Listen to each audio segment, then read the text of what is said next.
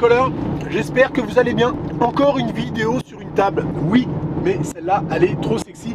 Vous avez vu la petite vignette, il y a une superbe incrustation au laser dedans, ça sent le soleil. Vous allez voir, on va voir ça par la suite. On est dans mon petit camion, ma camionnette, petit matin à la campagne, c'est magnifique. On part chez un menuisier pour débiter mon bois. Vous savez que mon plot de chêne, il est là-bas, il est chez lui. Puis j'utilise ces machines pour débiter mes morceaux de chêne, les raboter 4 faces. Et puis je pense qu'on va les passer au fer à bouffeter. Vous savez, c'est le fer qui fait des petits assemblages en dents de scie comme ça, ce qui augmente la surface de colle et qui fait que le plateau est vraiment plus solide, plus costaud. Donc c'est plus pratique pour moi d'aller faire ça là-bas à Pouilly parce qu'il y a plus de matériel, plus de machines. Et justement, je voulais vous en parler pour parfois pour ceux qui n'ont pas le matos ou qui ont besoin de machines, il existe des plateformes comme ça qui rassemblent les professionnels pour leur aider à trouver du matos. Par exemple, moi celle que je connais, Articonex, c'est justement une plateforme collaborative qui est, bon, c'est destiné aux pros quoi, hein, mais bon, si vous cherchez du matos, je sais pas, moi par exemple, vous êtes dans le bois comme moi et vous avez besoin d'un échafaudage, vous n'allez pas forcément acheter un échafaudage. Et puis chez Kilotou, tout ça machin, c'est pas forcément à côté de chez vous, ni bon marché. Donc cette plateforme, elle rassemble les artisans entre eux, les connecte, Articonex, et ça vous permet d'aller louer chez l'artisan du coin l'outil dont vous avez besoin, même éventuellement une grosse machine ou peut-être même utiliser son atelier comme moi je vais faire ce matin. C'est une petite plateforme sympa, je vous mettrai un lien dans la description. Ça fait aussi la vente de matos, par exemple, je sais pas, moi là je vais chez un menuisier, il a fait une série de fenêtres. Et puis il y en a une en trop, une qui n'est pas à la bonne taille, il ne peut pas l'utiliser sur son chantier. Et bien avant, cette fenêtre elle partait à la poubelle. Maintenant vous pouvez, par exemple, vous si vous avez besoin, vous construisez un petit garage. Voilà, tiens, cette fenêtre elle m'intéresse, je vais faire une ouverture pile poil de cette taille là.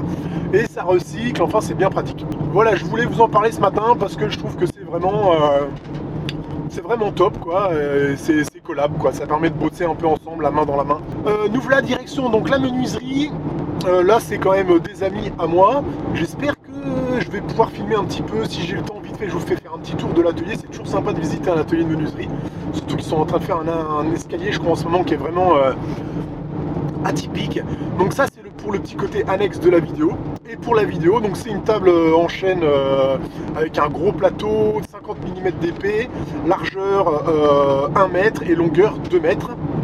Sur un pied en acier, le pied Yafan que vous pouvez aussi trouver sur mon site. Là vous n'aurez pas la fabrication parce que vous l'avez déjà dans une vidéo qui est ici.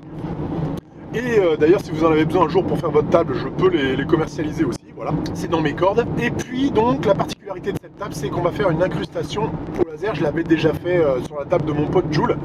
Là ça va être peut-être un peu plus gros. Et puis c'est la carte du Nil, pas le Nil, le fleuve, hein. Enfin bon, bref, vous avez compris. Assemblage par bouffetage, voilà, je voulais vous dire que si vous n'avez pas, vous, ce fer à bouffeter, vous pouvez le faire à plat champ, c'est quand même le moins bien, mais ça peut se faire. Vous pouvez le faire avec des lamellos, pour ceux qui en ont, c'est pas cher et pratique. Vous pouvez le faire aussi avec feuillure et languette, mais on perd un peu en largeur de bois. Ce qui est le plus économe en bois, c'est la fausse languette, m'a dit Arnaud, donc je vous donne le tuyau aussi. C'est-à-dire que vous faites une rainure dans chaque morceau et vous venez rajouter une languette qui fait que le tout s'emboîte.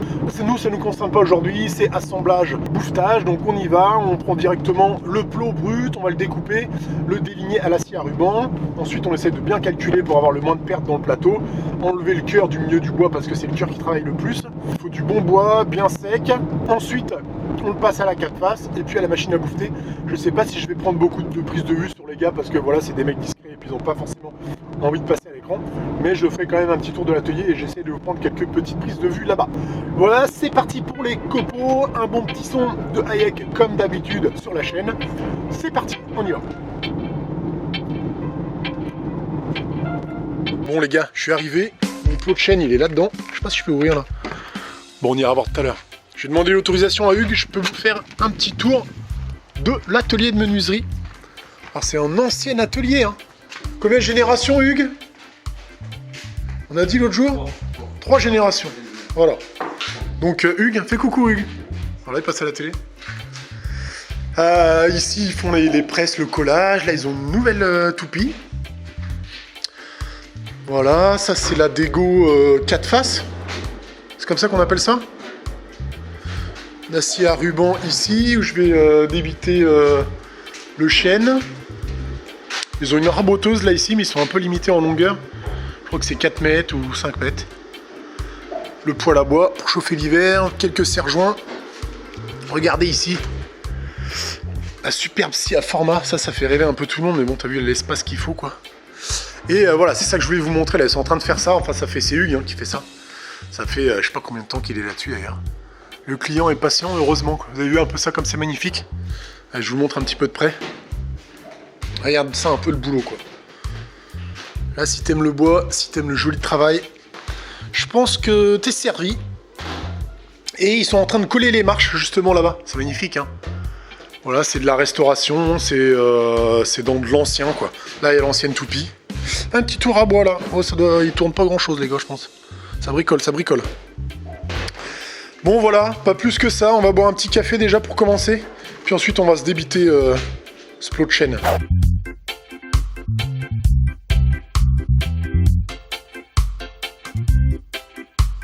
Donc là, avec Arnaud, on est en train de faire le débit. Alors, ce qu'on fait déjà, c'est qu'on a nos deux distances de 2 mètres, un bout ici, un petit peu plus, hein, t'as mis même 2 mètres 10. Et puis ensuite, il déligne avec sa règle. Le projet, c'est d'enlever, bien sûr, l'aubier, tout en gardant quand même le maximum de bois quand on va raboter. Et puis ensuite, il prend 2 sections de chaque côté. Là, ici, ce qu'on essaye d'éviter, c'est le cœur de la planche, c'est ça? Oui, voilà. Parce que c'est ce qui est susceptible de travailler le plus. Et puis aussi, ce qui est pas mal, c'est de prendre des sections de bois qui sont pas trop larges. Donc là, ça fait des morceaux qui font 100, non? À peu près 90. 90. Et puis tu vois, j'essaye de, juste pour raboter après, de pas avoir toute une différence de largeur. Et au final, là, tous les morceaux sont la même largeur. Donc quand on va raboter, il y aura moins de pointage et des pointages à faire, quoi. Ok, donc un seul réglage de machine, tous les morceaux vont faire 90 à peu près. S'il y en a deux, si on peut, quoi. On va éviter de faire des morceaux de 3, des morceaux de 12, des morceaux de 6.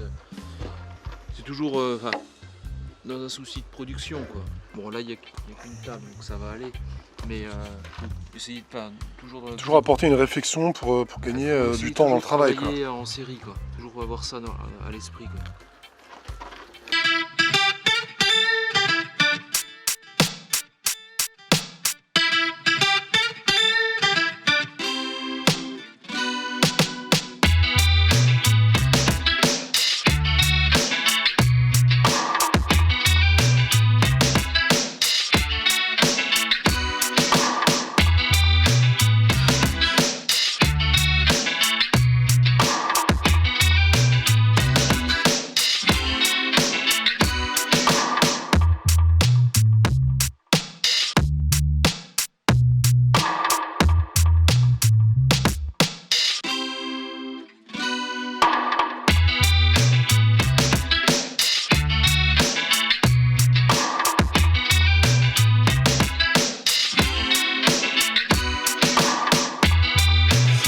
La petite technique du jour que Arnaud m'a expliqué l'autre jour et donc je vous la donne pour le faire à bouffeter. Donc il y a un côté mâle, un côté femelle en quelque sorte, on va faire un décalage entre les crans.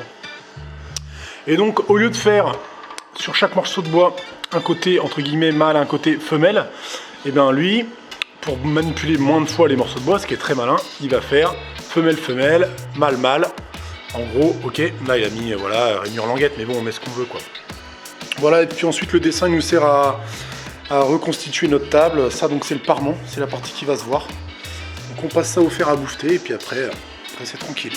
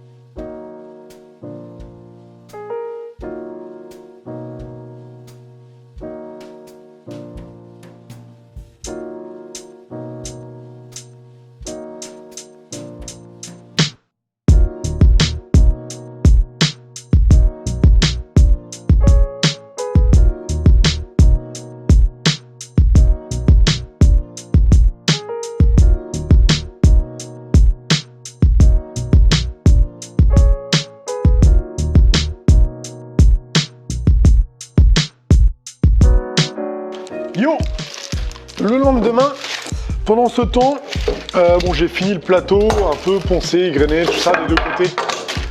Je suis passé assez vite là-dessus, parce que des tables, il y en a plusieurs sur ma chaîne. Donc vous allez voir ça plusieurs fois. Par contre, ce qu'on a à faire d'un peu sympa, c'est une petite incrustation dans cette table qui va faire environ 30 cm de diamètre. Et dessus, il va y avoir un motif, la carte de la Martinique, qu'on va aller graver sur ce petit imposte, sur cette petite incrustation. Donc pour ce faire, j'ai collé hors cam deux petites planches de chêne là qui font encore 22 mm. Donc je vais pas garder tout ça, hein. Je vais pas garder 22 mm incrustés dans mon plateau de bois, simplement parce que ça va me faire trop de travail à défoncer en profondeur. Je vais certainement garder une dizaine de millimètres, je pense. Donc la première fois que j'ai fait ça, je l'ai découpé, j'ai fait mon incrustation. Ensuite, je l'ai incrusté dans le valchromate, ce qui m'a fait déjà un petit ponçage. Et ensuite, je l'ai incrusté dans ma table, ce qui m'a fait au total 2 petits ponçages. Comme la gravure laser, elle peut être plus ou moins profonde, mais là, comme c'est une table, on va pas la faire vraiment très profonde.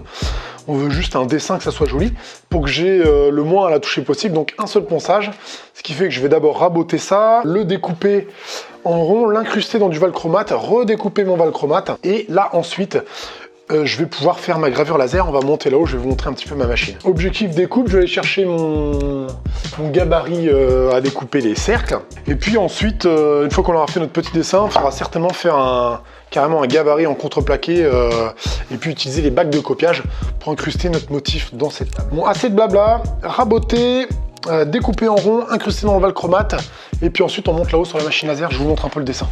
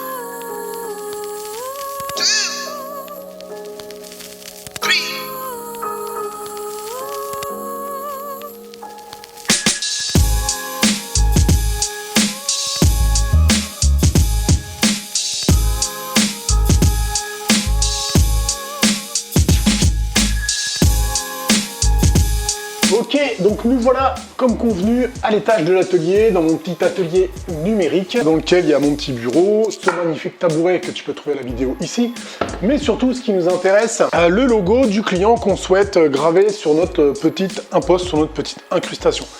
Je viens de le choper, je vais d'abord le vectoriser dans le logiciel Inkscape. Donc il est ici, il est sélectionné, tac. Là ici c'est mon dessin vectorisé, celui-là c'est l'ancien poubelle. Et maintenant qu'il est là, je vais pouvoir l'enregistrer et l'ouvrir sur un autre logiciel, celui-là, hop, Lightburn, qui me permet de graver avec ma grosse machine. Donc on va commencer à faire chauffer un petit coup. Elle est belle, hein. dans un premier temps, je vais regarder un petit peu ce que ça donne. Essayer de l'imprimer dans un format un peu plus petit, peut-être sur une petite chure en bois ou un truc comme ça, avant de lancer ma gravure définitive sur le projet. Parce que j'en ai qu'un. Je pourrais éventuellement faire la face du dessous, la face qui ne se verra pas, pour faire un vrai test. Mais c'est des gravures qui vont quand même prendre plus de 2 heures, peut-être 2-3 heures, je vous dirai exactement. Allez, je vous montre vite fait parce que ça peut intéresser certains, même si je sais qu'il y en a que ça n'intéresse pas. Alors, mon dessin, il est ici. J'ai du bleu, du noir et du rouge. Ok, donc le rouge, c'est la découpe. Ici, il n'est pas actionné, mais il est visible. Le noir, c'est le remplissage. Et le bleu, c'est mon trait. Ok, donc je peux choisir l'emplacement de chaque chose. Le rouge, on s'en fout vu que je ne vais pas l'utiliser. Le noir, je sais que je vais passer une fois. La vitesse 400, ça n'ira pas, je vais mettre beaucoup moins, 200. Et la puissance que je peux régler. Ok. Ensuite, le bleu, lui, je sais que je vais passer 2 fois. À la puissance 9, ça c'est ok, la vitesse c'est 40. Donc voilà, mon dessin, il est prêt, j'ai plus qu'à le tester. Je vais le tirer en miniature. Et puis je vais le tirer sur un petit morceau de chaîne pour voir ce que ça donne. Salut les asticots. Salut les amis, donc le test d'hier, la carte de la Martinique. Hop, ici tu vois, c'est un seul passage, donc pour le remplissage à 18%.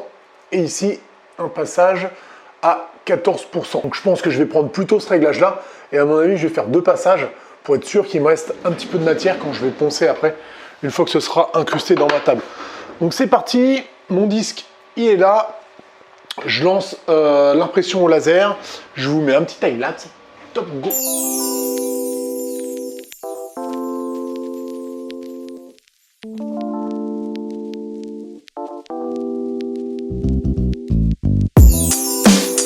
Et voilà, je suis retourné la partie parement, donc la partie du dessus. J'ai ma gravure, qu'elle est belle, qu'elle est magnifique. Mon gabarit de copiage pour l'incruster. Et maintenant, il n'y a plus qu'à l'incruster. Alors c'est un petit peu flippant, hein, parce qu'il y a quand même déjà beaucoup de travail, mais c'est aussi un peu excitant. Voilà, je suis content de le faire. Donc je vais changer de bague. Les bagues de copiage, hein, je suis pas venu dessus, parce que j'ai fait une vidéo là-dessus, et puis il y a d'autres vidéos sur YouTube aussi. On utilise tout le temps la même fraise, une fraise de 8, et puis ensuite on change la bague de copiage. Donc moi j'utilise une bague de copiage de 24 et une bague de copiage de 40, celle-là la grosse, et ça fait qu'il y a la partie mâle et la partie femelle grâce à notre gabarit de copiage. Normalement c'est absolument parfait. Donc là il faut que je défonce de la bonne profondeur, hein. Et puis j'ai plus qu'à incruster mon truc dedans. Alors bien il n'y a plus qu'à, je prépare tout et on y va.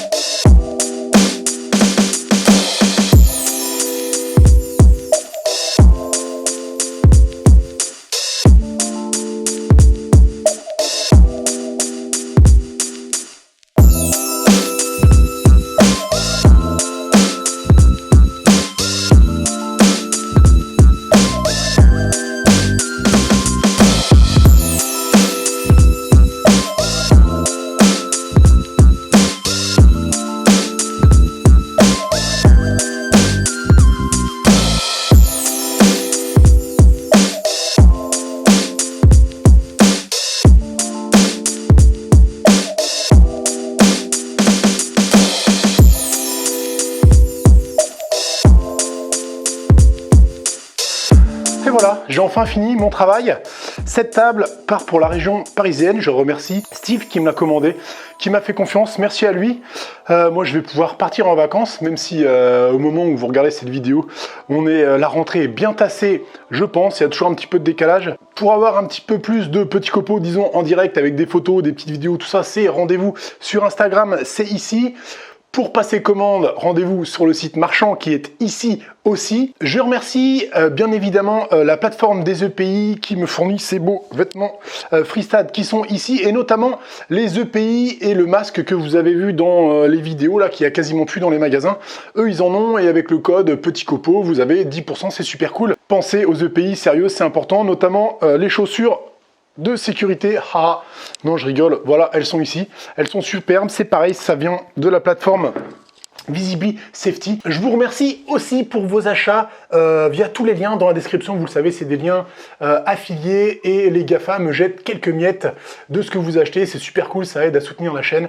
Je tiens à vous remercier, non, vraiment, merci beaucoup. À la prochaine pour de nouveaux copeaux dans l'atelier. Gardez la pêche, portez-vous bien. Ciao!